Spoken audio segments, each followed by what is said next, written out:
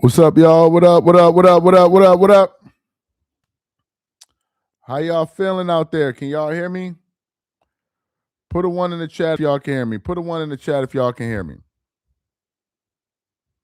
Hopefully, I got my mic plugged in here. I didn't even check. Put a one in the chat if y'all can hear me. All right, cool. We good. We good. We good. Yes, sir. Yes, sir. Yes, sir. I said, let me just change it up a little bit and talk a little bit about the Spurs and Victor Wembanyama. Okay, that's weird. I was like, how we got more comments than people in the live? That's a little bit strange. Okay. 13 assists. Lego. Jesus Christ, bro. We're not talking. This is live. It's not about LeBron. We're talking about the Spurs. Welcome in, man. Welcome in. Tap in. Let me know where y'all are coming in from. Did my Blazers lose? Yeah, the Blazers got blazed, bro. Pause. The Blazers got blazed. Shout out to New York in the building. Robert Taylor in the building. What up? From Jamaica. The Bahamas in the building. Rock Hill, South Carolina, Dominican Republic. Where else we got? These guys are obsessed with bro. Yo, bro, it's crazy. Yo, shout out to Turo. Bro, it's crazy, man. Shout out to Turo in the building. DC, what up? Chicago in the building. Montreal in the building. What up? Maryland, what up? Baldwin Hills. All right, so let's get into it, man. So as you guys know, the game just finished between, excuse me, the San Antonio Spurs. Shout out to Miami. The San Antonio Spurs versus the Portland Trail Blazers. Now, going into these playoffs, one of the players that I was really, really interested in seeing play was Victor Wembanyama, right? Just given the fact of all of the hype that he had coming into the NBA, how well the Spurs were doing this year. I think they finished with the number 2 seed in the Western Conference. I was watching Inside the NBA yesterday, and I think 2 of the guys picked the Spurs to win the title. I think Shaq and Kenny Smith picked the Spurs to win it all. Excuse me. So there are a lot of high hopes and expectations for the Spurs. Victor Wembanyama, you guys know all of the expectations and the hype that's been placed on his shoulders. So I was really looking to see how Victor would come out, would he set the tone, et cetera, et cetera. And I got to say, man, Victor really impressed in game 1. This is the first game in his playoff career. He set, I believe, a franchise record for most points by a player in their debut game in the playoffs. Looking at the box score here, Victor finished the game with what did he finish the game with? 35 points, 5 rebounds, 62% shooting from the field, 83% shooting from 3, which is really good. 80% shooting from the free throw line. What is it? He did have 4 turnovers, but they won the game. They won the game by 13 points. You had Vasil, he chipped in 15 points. De'Aaron Fox, he had 17. Castle, he had 17. And I think Cornette coming off the bench, he had 10 points. So overall, it was a team victory. But I got to say, man, if you watch that game, it is clear to see that Victor Wembanyama, this guy is here. And another thing I want to say about Victor looks like he's with the smoke. Victor looks like he wants to compete against everybody. This guy doesn't look like he's here to do kumbaya. There's no banana boat club. There's none of that. Dude is very focused. He already is showing signs of a leader. Even when he was not on the court, he was cheering on his teammates. So this was a very good debut game for Victor Wembanyama. I also got to say, though, we really shouldn't be surprised, right? Because I think all of us expect the San Antonio Spurs to go out there and win this game. But we still have to give them credit for doing their job. Something another team in the Eastern Conference did not do today. Yes, I'm looking at you, Detroit. Yes, I am looking at you, Detroit. The Detroit Pistons, on the other hand, lost game 1 at home against the damn Orlando Magic. How the hell did Detroit let that happen? And you can't even blame it on Cade Cunningham, because I believe Cade actually had a good game. Let me look at the box score from that game. Let me go to the games. Let me look at that game real quick. What's the box score? I think Cade had a good game. So Cade Cunningham, he had 39 points. The dude came back from a collapsed lung and gave you 39 points. 39 points. What was everybody else doing? Harris had 17. Bro, there were only 2 Detroit Pistons in double figures. Only 2. Only 2. And I get it. Franz Wagner and all of these guys, they played well. But Banchero, he played well. But there's no reason for the Detroit Pistons to lose game 1. Especially given the fact that Cade, I can understand if they lost and the team played well, but Cade had a bad game because he's coming back. It was the total opposite. He had a great game, and his teammates did nothing. So the reason I'm giving Victor props, yes, we thought the Spurs should have won game 1, but the Detroit Pistons were supposed to win game 1, and they lost. So you got to give them props for doing their job. Second thing, and I'm going to get back to the Spurs game in a minute. That Thunder game versus the Suns, I actually thought that game was going to be competitive. I actually thought that was some of the guard play or the wing play for Phoenix with Dylan Brooks. What's that guy? Jalen Green, I believe his name is. What's the guy's name? Devin Booker. I thought we were going to see at least a competitive game. Bro, they got blown off the court. That wasn't even a competition. That wasn't even a contest. They got absolutely demolished. So it looks like that series most likely is going to be a quick series. Detroit better wake up and they better come back and do something. I actually thought that the Sixers and Celtics game, I thought that was going to be competitive. That wasn't competitive at all. But I think the shocker of the night is Detroit. Detroit losing at home was a shock. But back to the Spurs. So as I said, I believe I did my playoff brackets earlier this year, early before the season started. And I think I picked the Spurs to come out of the West. I could be wrong. My memory serves me right. I think I picked the Spurs to come out the West, but I think I picked Boston to win it all. I could be wrong. I'm not sure.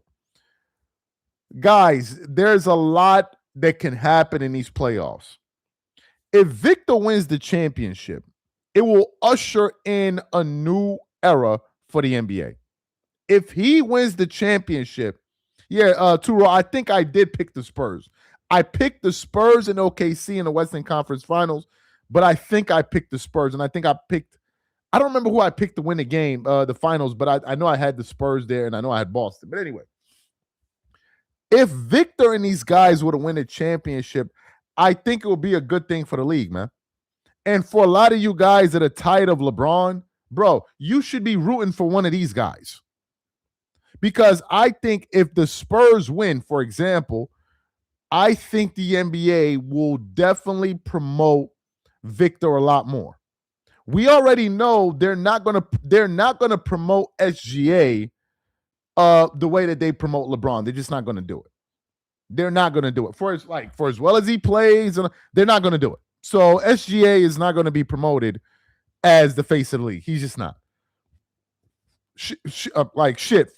From time to time, it looks like Bronny gets more national attention than SGA.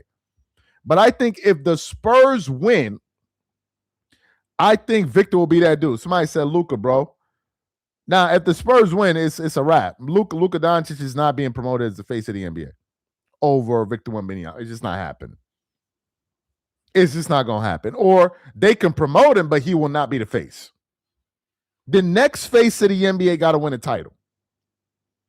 And I think we need some young blood in there, to be honest with you. Let me go through some of these comments. A big man shooting 34% from downtown is not bad as long as he doesn't fall in love. Okay, I think he's referring to somebody else. Agree with you, Charles. Do you think Cade could be the face of the league one day? I mean, bro, you got to think about it. For like a guy like Cade in a market like that, the last guy that I saw them really push as the face of the NBA in a small market was LeBron James. Like a guy in a small market that they pushed as the face was LeBron. That was the last person I could think of. Maybe no, maybe John Morant. John Morant could have been the face of the NBA. I'm sorry, I'm wrong about that. It was John Morant. John Morant, and maybe no, matter of fact, I'll say Zion and then John Morant. But John Morant was being pushed to become the next face of the NBA. At one point, Ja was like the most he must have been the most electrifying player and the most highlighted player in the NBA. But after that situation with guns and all of that stuff, they threw away him. So to answer the question with Cade, I don't know if Cade has an electrifying enough game to overcome his market. LeBron did. He could jump out of the arena. Like LeBron had that. John Morant had that. Like he had a wow factor about him. So I don't think it's just good enough to be just a great player. I think you have to have like a wow factor to you for the NBA to really. Anthony Edwards, yes, I mean Ant-Man has it, and it's a good point. Ant-Man has it, but I'm not sure. I think also because Ant-Man has said that he doesn't want to be the face of the NBA, also kind of killed that whole talk. Because the NBA, at one point, they were trying to make it a conversation on ESPN, the Ant-Man, Michael Jordan. Y'all remember that? But Ant-Man shot it down. Ant-Man may have... Okay, let's look at it this way. The last three guys that could have been the face of the NBA was Zion. Zion messed it up because he turned into an OnlyFans model. Zion, I'm talking about. Then it was what's his name? John Morant was the next one because they wanted Zion first. Then it became John Morant. Then John Morant messed it up because of the whole whatever, y'all know. Then it went to Anthony Edwards. But then Anthony Edwards said he didn't want to be the face of the NBA. That's what he said. So now the NBA is looking around like, well, who's it going to be? And I think the obvious choice should be Victor. Why? Because the dude is the one that's like, he's the one that you can clearly see wants it the most, bro. He's not shy about it. He wants it. Look at the All-Star game. He stood out from everybody on the court. So I think it should be, I think it should be Victor, but we'll see. Let me go through the comments. Bronny going to get shut down by Wemby. Charles, you're right. And passed on that. That's what he passed on it. Anthony Edwards had an opportunity. He said, nah, I'm good. And I think one of the reasons Anthony Edwards passed on it, and I think it was a smart move, Anthony Edwards got a lot of drama off the court when it comes to like the ladies and the baby mama. That dude is smart. He looked at his own situation off the court and said, you know what, bro, I'm good. I'm good. The last time they put a spotlight on Ant-Man was when y'all remember, and I don't like to get into dudes' business, like whatever they do in the bedroom. I think that's a step too far. But y'all remember that story? I think with like the girl, and he told her to get an abortion. So I don't know if y'all remember that. Then he had to put out a statement. I don't know if y'all remember that. Like Ant-Man had to put out a statement because I think the girl released the text messages or some kind of like nasty work like that. And he had to put out a statement. So I think Ant-Man is looking at his own situation like, yo, bro, the last thing I need on me are those eyeballs. That's just me. So I think the only suitable guys left is probably Wemby, SGA, or maybe Luka. Maybe one of those three. I don't know. Hey, Charles, one of the biggest steals for the Lakers was trading Gabe Vincent for Luke Kennard. Yeah, Luke Kennard. I know about Luke Kennard. Play with the Clippers. Son is nice. Son is nice. Son can play. Cooper Flag. Yeah, I think Cooper Flag is too far. Is too maybe that's down the road. Maybe that's down the road. You know, especially when you got these other guys that I'm talking about that are already in the playoffs. The Dallas Mavericks are nowhere near being a playoff team. And I again, for you to be like a face of the NBA in a small market on one of them, it has to be an extraordinary, like it has to be something that's just like, okay, we're not going to see this again, or we haven't seen this ever. Like when Michael Jordan came to the Chicago Bulls were a clown show of a franchise, a joke of a franchise. I mean, goodness, they had drug users and all of that on the team.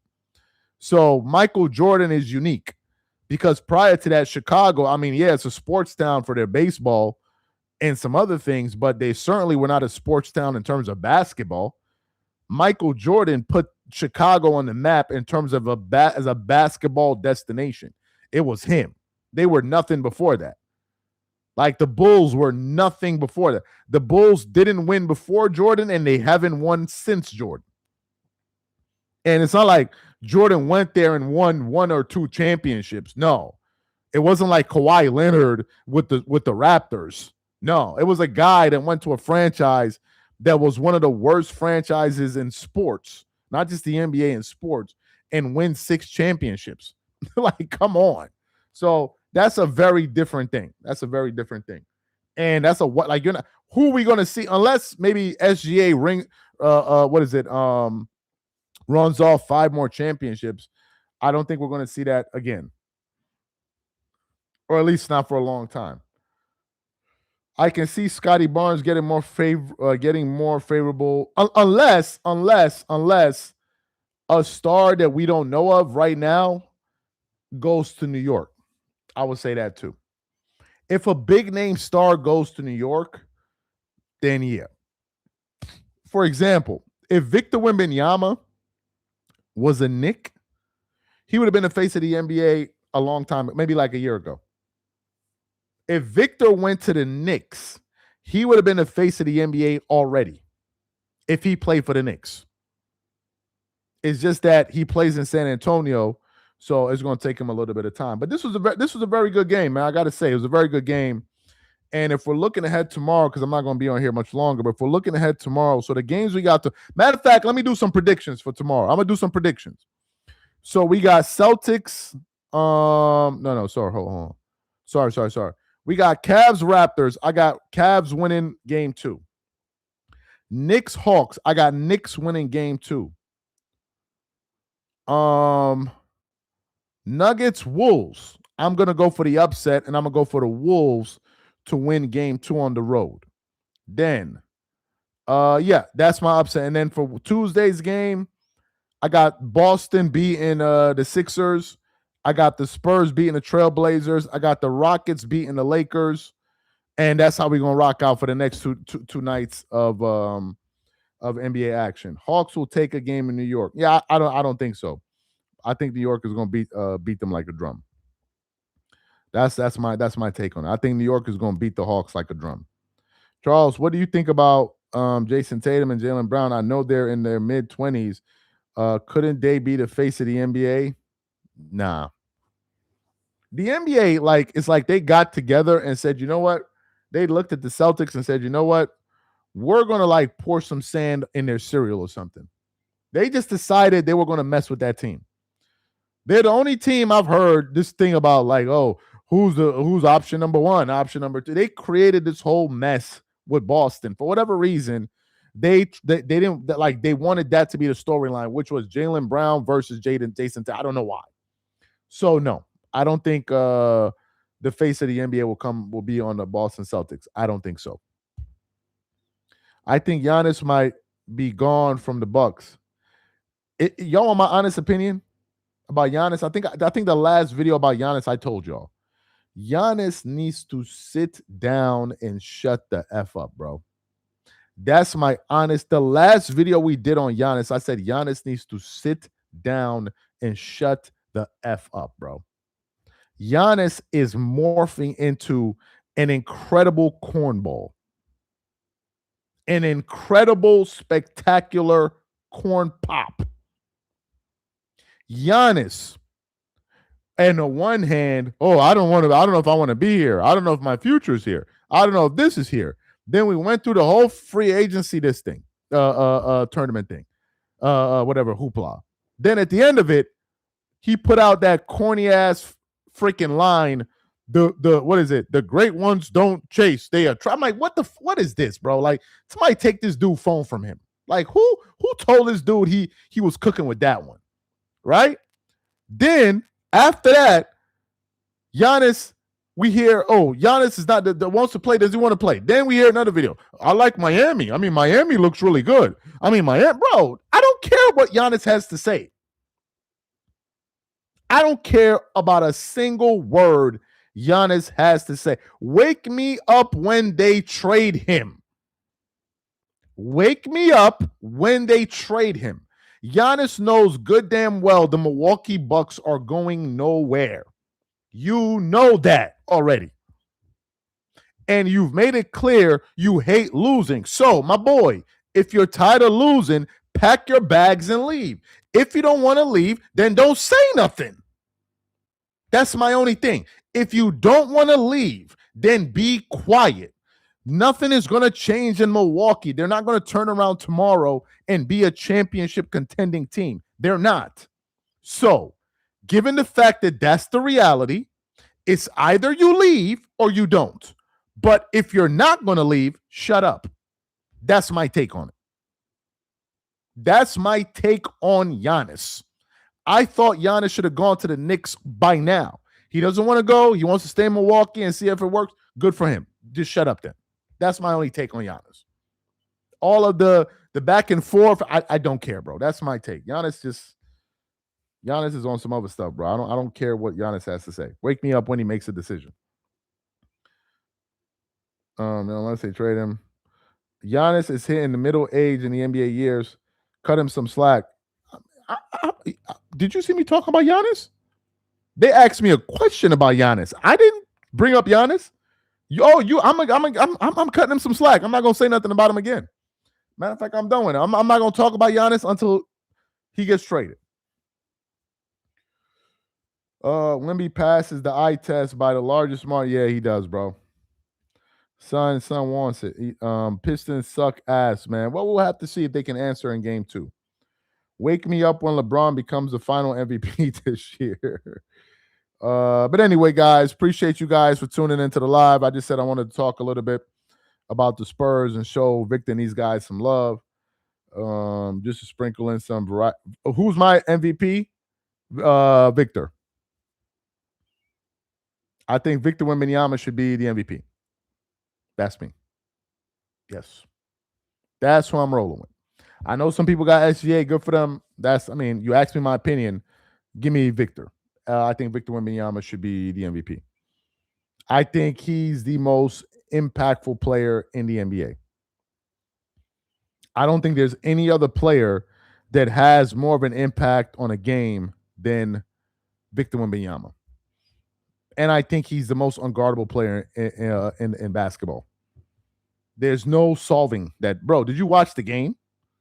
Did you see what that dude was doing? Did you see what Victor was doing? It's unfair. Did you see that 3-point shot he hit falling out of the baseline? Did you see that shot? Did y'all see that? Bro, Victor's impact in a game is so astronomical, it doesn't even show up in the stat sheet. It really doesn't. Let me show you the impact of Victor, and I'll close in 2 minutes. Victor, you don't capture it in the stat sheet, but if you were watching that game, the one that they just played, how many times did you see Portland try to drive to the paint and then immediately they kicked out? How many times did you see that throughout the game when Victor was on the floor? How many times did you see a Portland Trailblazer act like he wanted to drive towards the paint, and just by the mere presence of Victor, they didn't even get close to him, they kicked the ball out? How many times did we see that in the game? What, 20 times? 20 times? If that's not having an impact on the game, he's impacting the game without even doing anything. Just the mere thought of going into the paint, he deters players from even driving to. Do you understand how that can screw up an opposing team's offense? When most of the NBA teams is predicated on drive and kick, and you got a guy and no one wants to go into the paint. And when you finally do get to the paint, he can recover from pretty much anywhere. Literally. His ability to recover and cover ground is insane. I haven't mentioned him shooting the ball at all. Then you add in the fact that a 7'4" guy can bring the ball up the court. What does that do? It drags your whole defense and it pulls it away from the basket just by the simple fact this 7-foot monster can bring the ball up the court and handle the ball on at the top of the key. He creates so much havoc on the floor. Then you look at the ways in which he can score. He can score in a myriad of ways. He is the most impactful player in the NBA. And I don't think it's close. I sincerely don't think it's close. I really don't. People talk about Victor Wembanyama only. They say, oh, Victor only scores 24 points a game. Victor doesn't score a lot, man. He only scores 24 points a game. Let me tell y'all how many minutes Victor Wembanyama plays a game. Let me tell y'all his minutes per game. Victor Wembanyama plays, let me see, Spurs. I'm just going to tell you his minutes stats. Victor this year averaged 29 minutes a game. The man plays less than 30 minutes a night. Less than 30 a night. He doesn't even play 30 minutes. And he's getting you 25 points per game. That's what he averaged here. 25 points. 11.5 rebounds, 3.1 assists, 1 steal, 3 blocks. Bro, do you know what Victor Wembanyama's box plus minus is this year? Who knows it? Put it in the chat.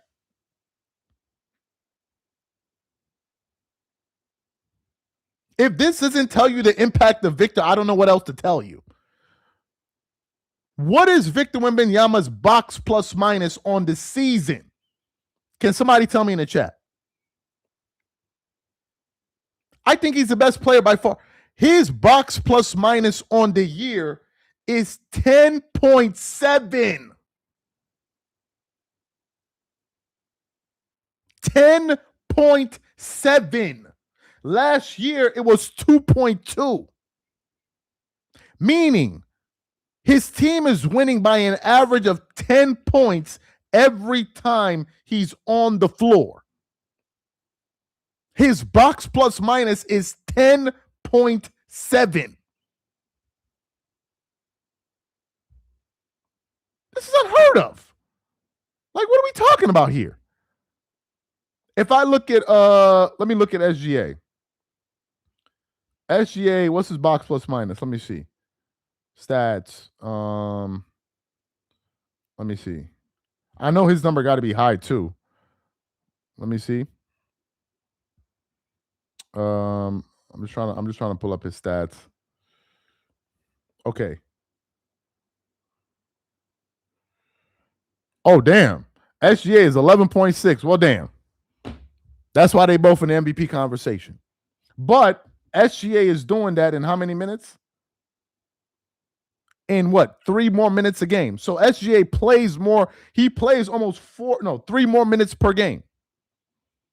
So what would Victor's numbers be if he played an additional 3 more minutes a game? I think Victor's the MVP, bro. That's me. That's me. And if he wins the championship this year, he's going to win the next 4 or 5 MVPs. Y'all can forget about it. If this dude wins a championship this year, He gonna win it. He gonna win the next 3-4 MVPs in a row. Y'all can forget about it. Nikola Jokic is Jokic is there too, man. His numbers are insane, bro. These are all great guys. How about SGA's leadership? Bro, these are great players. If SGA won the MVP, I wouldn't be mad. If Victor wins, I wouldn't be mad. These are all great players. So that's my take on it, guys. You guys have a great night, and we'll catch you guys tomorrow, man. We'll catch you guys tomorrow.